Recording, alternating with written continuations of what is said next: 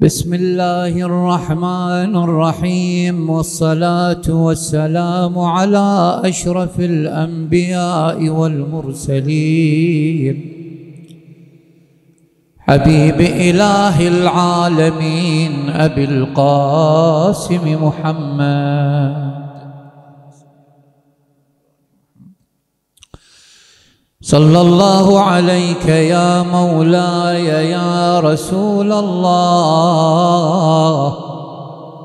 وعلى آل بيتك المظلومين.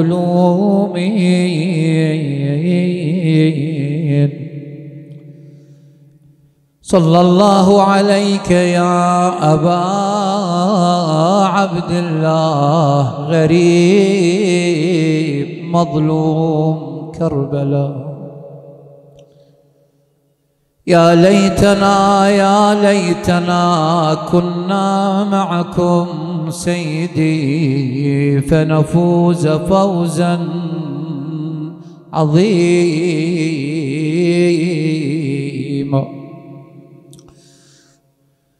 بسم الله الرحمن الرحيم. وقدمنا إلى ما عملوا من عمل فجعلناه هباء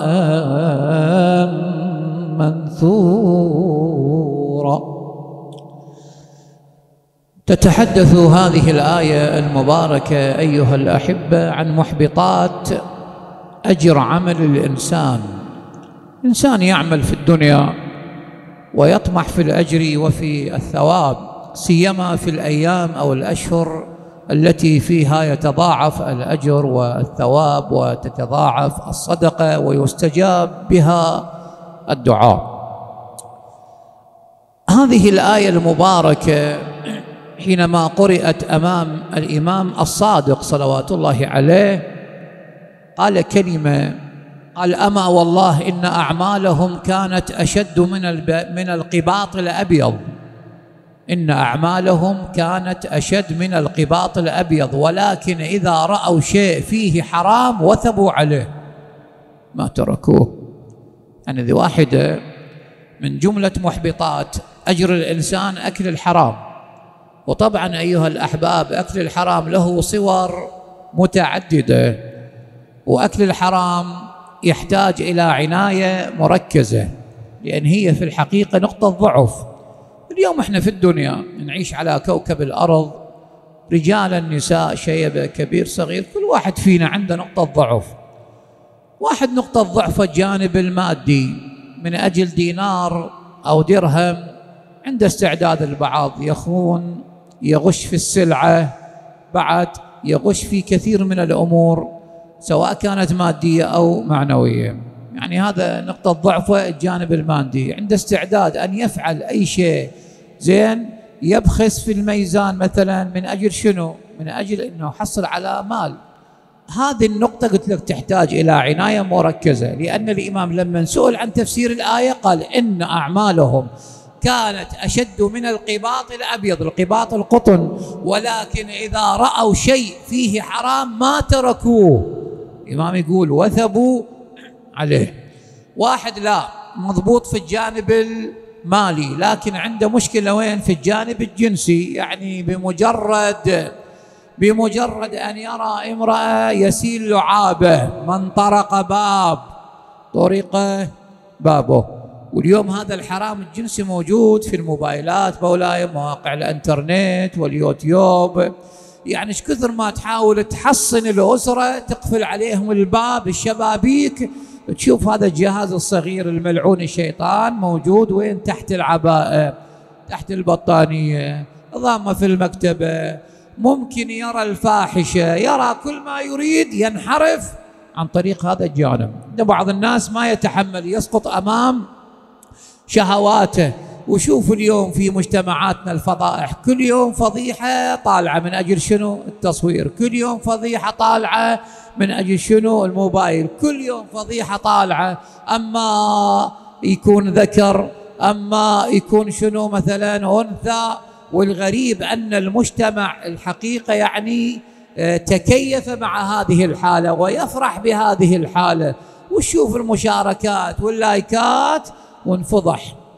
أما رجل يفضح أو امرأة تقتل، ورجل يسقط أمام أعين أولاده، بناته، نسابته، أصدقائه، جيرانه. شنو هو؟ فعل الحرام، وأنت الحلال أمامك، لماذا تفعل وتذهب إلى الحرام؟ هذا اللي يسموه سوء عاقبة، سوء توفيق. واحد لا مضبوط في الجانب الجنسي والجانب المالي، ولكن عنده مشكلة في الجانب الأخلاقي، يعني عنده لسان سليط، بمجرد أن يذكر أمامه إنسان يسلطه بلسان عربي فصيح. أنت صايم وتاخذ غيبة، صايم وتكذب، صايم وتفعل المنكر، صايم. الصوم أيها الأحبة من صام صامت جوارحه، إن الصوم لي وأنا أجزي به، يعني كل أعمال بني آدم لهم إلا الصوم لله. يعني 30 يوم ما أحترم نفسي، أصوم صوم طبيعي، ما فيه مشكلة، ما فيه نظر إلى المحرم، ما فيه رشوة، ما فيه. يعني هسه أنت صايم وتاخذ رشوة، ما تمشي المعاملة، الله يقبل؟ حصلت لك فرد 150,000 تجي تشتري بهن فطور لعيالك، ويقول له يا رسول الله إني أدعو فلا يستجاب دعائي. ليش؟ النبي مباشرة باوع عليه بالولاية التكوينية، عرف السر، قال طهر مأكلك. شوف شلون ضربه، قال له إني أدعو يا رسول الله فلا يستجاب الدعاء، قال طهر مأكلك. أنت الآن صائم وتأكل الحرام، هذه مشكلة. وقدمنا إلى ما عملوا من عمل فجعلناه هباء منثورا. بعد قد تجد البعض مضبوط في كل هذه الجوانب، الاجتماعية، المالية مثلا، زين، الجنسية، ولكن تشوف يعني ما راضي حتى على الله عز وجل. بعض الناس ما راضي على أنا الله ايش منطيني؟ فلان قاعد ب1000 متر، أنا قاعد بنص قطعة، فلان عنده 4 سيارات، أنا كل شيء ما عندي، فلان صاحي مو مريض وأنا مريض متعلعل. إن من عبادي من أؤدبه بالفقر. شوف الحديث القدسي يقول إن من عبادي من أؤدبه بالفقر.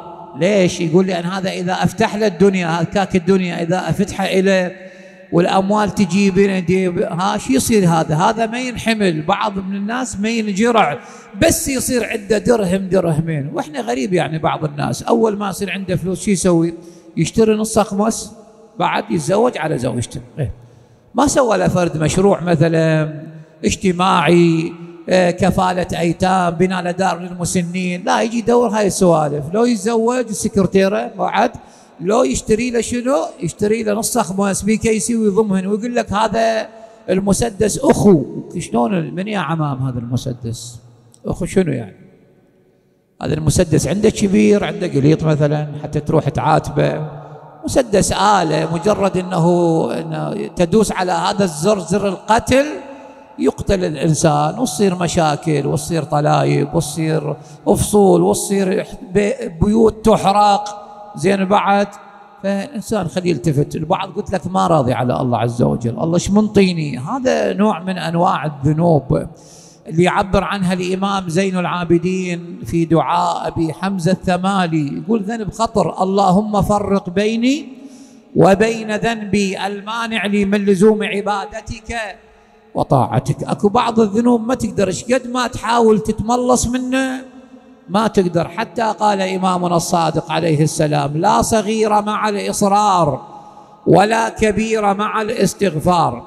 الصغيرة إذا صر عليها تتحول إلى جبل من الذنوب، والكبيرة إذا تستغفر الله عز وجل الله سبحانه وتعالى يذوبها، الله سبحانه وتعالى يذوبها.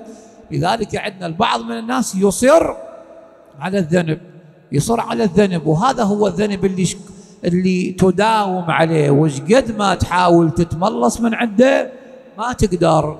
من هنا عندنا بعض الناس أيضا يأخذ منين؟ يأخذ من الحلال أو من الحرام يضع في الحلال. مثل واحد يبني له مسجد من أموال سحت أو ربا، زين، من أموال مثل ما مخمسة، من أموال مشبوهة فيها حرام كثير، يبني له مسجد. وبنوا بعض الناس مساجد كثيرة. واحد منهم كان يأكل حرام، راد شوية يرتب الأمور، يرتب الأجواء، اجعلها حلال. قال خليني أبني مسجد أو جامع. بنى جامع.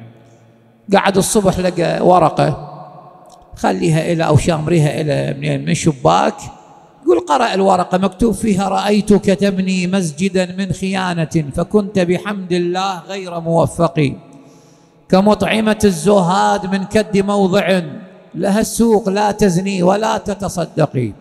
يعني ما جاء من الحرام يذهب إلى الحرام، والله ما يقبل، إنما يتقبل من المتقين. هناك وقال لك هذا المطرب أو هاي المغنية تابت وتاب وبنوا لهم جامع.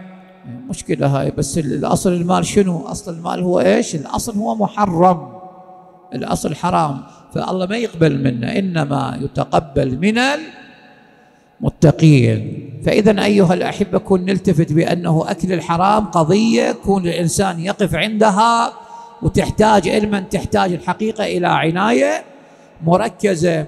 بعد من جملة الذنوب بعد أكل الحرام الحسد. ورد في الرواية: إن الحسنات زين إن السيئات يذهبن الحسنات. إن الحسد يأكل الحسنات كما تأكل النار الحطب. وعندنا نمط من المجتمع موجود الآن عندنا في مجتمعنا، لازم سبحته وأنا سويت الخير الفلاني الكذائي الفلاني الكذائي الكذائي الكذائي. قل له أنت بنظرة حسد واحدة كلها تفلش. لذلك النبي كان يخطب في المسجد وقال: من صنع الخير الكذائي فله شجرة في الجنة. واحد قاعد جوا المنبر قال: يا رسول الله إن شجرنا لكثير ويا خير مسوين. أجاب قال: فلا ترسلوا عليها نيرانا فتحرقها. فلا ترسلوا عليها نيرانا فتحرقها. يعني أنت كيف قلت لك يتيم الذلة؟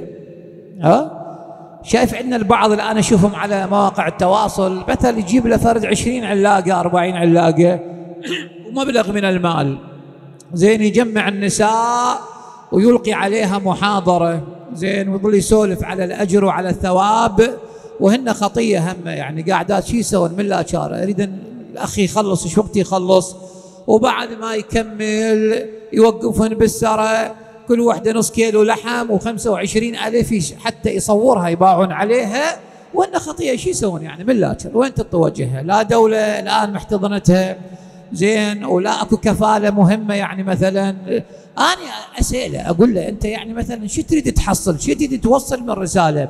أولا امتهنت كرامتهن، احتقرت كرامتهن، نزلت الروس للأرض حتى يخجلن يباعن على الكاميرا، وأنت ما مأمور بأنه تصورهن، أنت مأمور بأن تساعدهم، وما كان لله ينمو. ثم أنت ليش لا تحذو حذو أمير المؤمنين وسائر الأئمة؟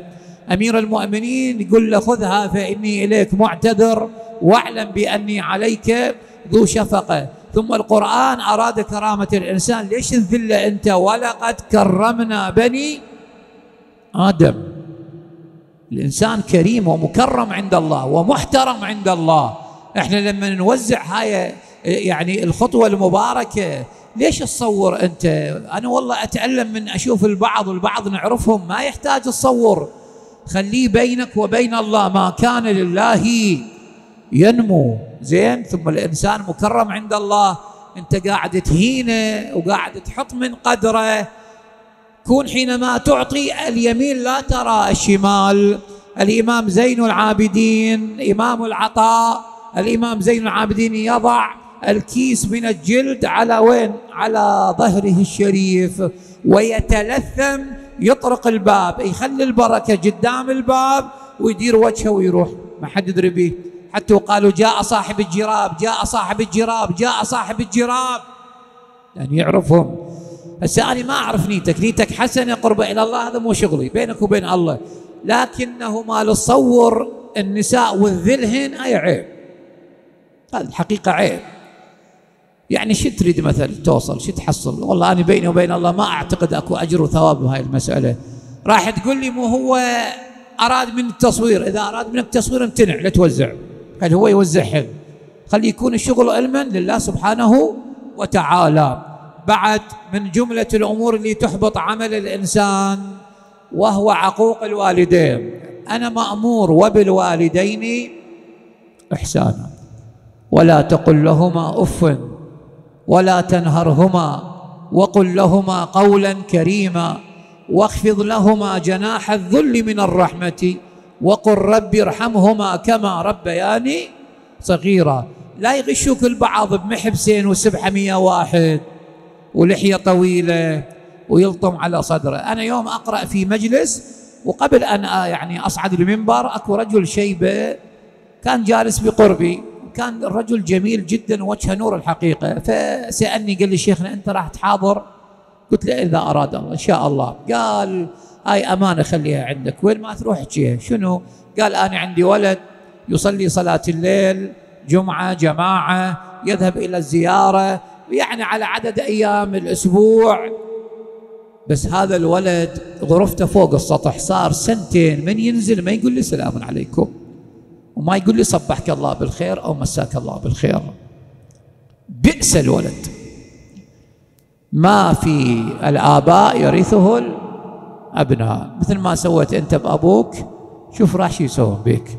ويذكرون واحد طرد أبوه بليلة ممطرة، يقول من طرد ورا يعني دقائق طرق الباب، قال له أنا ما طردتك إن من جاي، قال له لا أنا أكو بطانية فوق السطح أريدها، الجو بارد بابا خليني أتدفى بيها.